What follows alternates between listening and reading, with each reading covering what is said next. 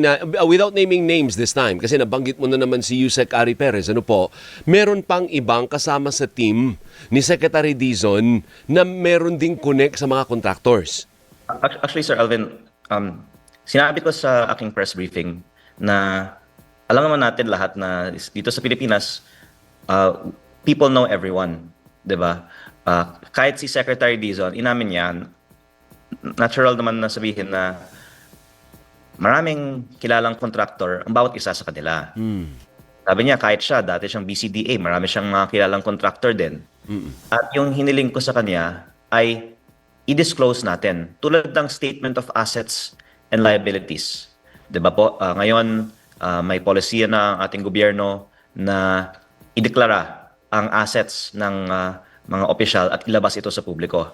At sa tingin ko, magandang hakbang na ilabas din ng mga opisyal ng DPWH sino yung mga kilala nilang contractor and more importantly, yung mga na-meet nilang contractor, lalong-lalo po mula sa simula ng kanilang termino. Okay.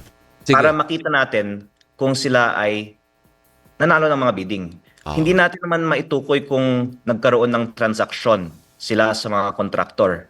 Pero at least i-disclose nila kung kilala nila at na-meet nila mula sa start ng kanilang bidding. Kasi Sir Alvin, ang isa pang narinig ko na binanggit ko sa aking press briefing, hindi lang na sila necessarily ay contractor pero may connection at may mga nakikipag-meeting at may mga humihingi na sa mga contractor. Yun lang ang mga narinig ko. At ang hinihiling ko, dahil mataas po ang tiwala ko kay Secretary Vince personally, ay i-disclose na lang nila sino yung mga miniting na nila.